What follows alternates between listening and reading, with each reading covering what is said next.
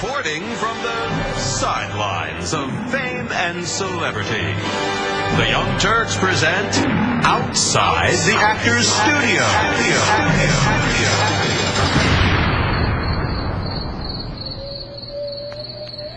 All right, today at Outside the Actors Studio, we have an excellent actor joining us, John Michael Higgins. He's in Yes Man, that's coming out right now. He's been in Best in Show, Fun with Dick and Jane, Evan Almighty, TV shows Arrested Development, Ally McBeal, Seinfeld, Frasier, Miami Vice. I could go on and on.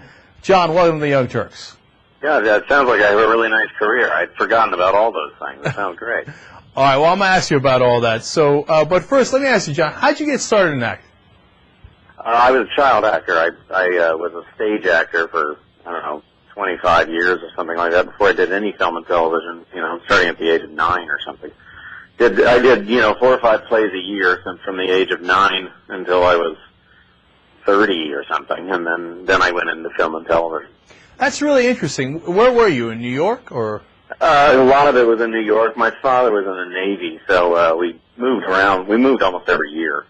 But wherever we went, I would hook up with the local theater, usually a professional theater, and work for them, and then playing juvenile parts and that sort of thing. And then eventually, I think what happened is I got cast. I did things in New York that they cast in the 80s, like Miami Vice and things like that, pretty thin pickings. I was mostly a theater Broadway actor, and then I got cast as Letterman in The Late Shift, the HBO movie. That's right. And, and then when I went to L.A. to shoot that movie, I ended up sort of staying and basically have been here ever since. At the age of 9, did you make the decision, hey, you know what, I'm really into acting, I want to go and work on stage, or was it one of your parents who had an interest in it, who thought you should try it out? No, there's no other performers of any sort in the family, and it was just, it's a cliche, but it really chose me. 9 was fairly late. It was a late to the call. I was really acting. I knew what I was doing at the age of 2 or 3. It was ridiculous. And I didn't get paid until I was 9. That's why I said 9. But I was acting in community theaters and things like that even earlier. So it was my earliest conscious act was to, pretend to be somebody else. So, John, it's interesting because you've been in a million things. So you have the face that a lot of people go, oh, I know him. Yeah. from. So, right. What's the one that you get that's most common? Where do people recognize you most from? Well, it's really weird. It goes in odd cycles, and sometimes people will just attack me, and for all week they'll be attacking. Usually it's because whatever they're playing on television. Right. So, if they're playing some episode of, I don't know, Frasier or something that I did, then suddenly everybody's coming up and saying, you're the guy on Frasier. That'll be all week long. But I get a lot for Best in Show. Because it's such a beloved movie. A lot of people have seen it. A lot of people liked it. They liked my performance in it. So I get that a lot, although I'm not anything like the character I played. So I think people are always a little shocked when they say, generally I get a lot of, I'm a character guy. So what happens is I'm at the grocery store and somebody will say, did you go to Marshall High? And I say no. And, we go through all that. Eventually I say I'm an actor. Maybe you saw me on television. But I get a lot for Best in Show. I get a lot for the Letterman thing, strangely. That was a long time ago.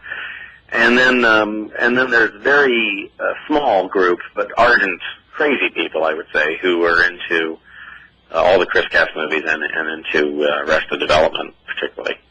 Right. So a lot of people run up and quote lines that I've said from movies that have become, I don't know if the word is famous, but I have a few lines that I've said over the years that people will attack me with in the bank or in the grocery store or something like that. And I honestly, it always takes me a moment to figure out what they're talking about. It's like, oh yeah, that's right, I said that, and then everybody thinks I remember all these things. I don't remember anything. So. It's really funny, John, because I have one of those lines. You do? Yeah, we were at the Yes Man premiere yesterday, where you were. And yeah. I saw you, and I turned to my producer, JR, and I said, hey, that's the guy in the DirecTV commercials that says, we're going to blog it out. Yeah, that is me, yeah. Okay, now what's funny is that I've seen you in Best in Show, and I love that movie. I saw you in the Letterman thing, and I'm not surprised that those are the things that people recognize you for most. And I've seen you in a bunch of these shows, actually, and movies. But I love that Blog It Out line. And we're actually trying to turn it into a national catchphrase at every turn. I mean, when you do something like that, does that strike you as like, oh, that's funny, that's going to work? Somebody's going to come up to me at a bank and yell, we're going to blog it out. Almost never. What happens with me is I improvise a lot on the set, and so what happens is, particularly if a Chris Guest movie or something, and in fact that commercial you're talking about was directed by Christopher Guest, and for the DirecTV we shot 6 or 7 of those commercials, and we did it over a few days on a weekend because I was working on something else at the time, and we really just showed up and improvised, and then they cut it into 6 commercials. So the amount that was actually shown on TV as a commercial is minuscule compared to the amount that I said on the set. I mean, it's a ridiculous number. I think in a Chris Guest movie like Mighty Wind, we shot 80 hours of film, and it's cut down to 80 minutes. So most of that stuff is gone and lost, and I barely remember saying any of it, much less a specific line. Every now and then I'll say something on the set that I'll think, oh, that was a good one. That's, I got lucky there. That was a pretty funny bit. That's a funny line. And invariably it's not. It never sees the light of day. I never hear of it again. And instead they put something else on, and I'm saying, really, that one? Is that funny? And then people will quote it to me in the grocery store. Well, so. You've literally been in 60 movies and TV shows. Is there any that stand out to you as that was my favorite, that you're particularly proud of, and that you think that was some of my best work? Yeah, it sounds a little grand or precious or something, but my most intense memories of my career are from the stage. It has to do with the difference between stage and film. On the stage I would do 8 shows a week, and it really becomes part of your bones. Film, you do it once, and that's it. You move on to something else, and it comes and goes, and you barely remember doing it at all. So I have lots of intense memories, very fond memories, and memories of things that I'm very proud of from the stage. But for film and television, I would say I really the one I had the hardest time making because I was laughing too much, which is generally a problem I don't have, but I really had it on this movie, was this movie I did with Martin Short called Jiminy Glick in La Wood, a movie that was, it was in the theater, I believe, for a day or something. Right. I remember it, though.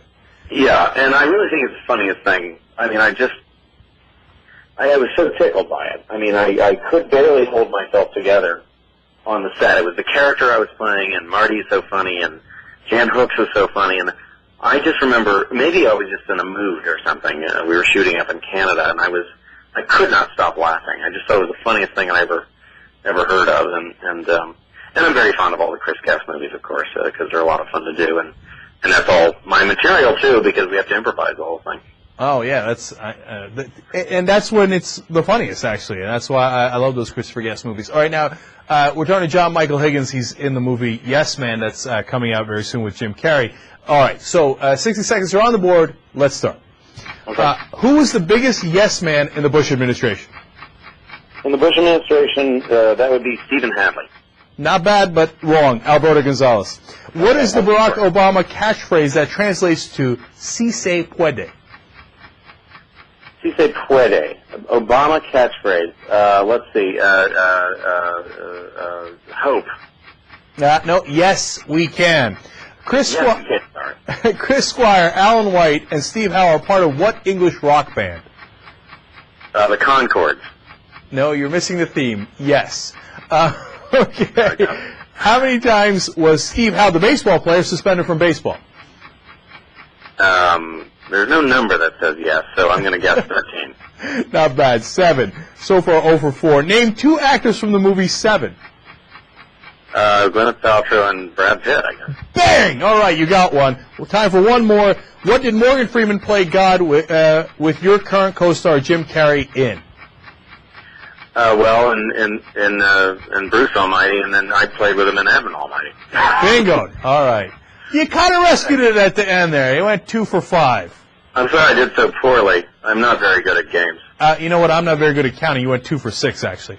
Because you and I are a real pair. We should do this more often. All right. John Michael Higgins from the movie Yes Man. Everybody check it out. Thanks so much for joining us on the Young Turks.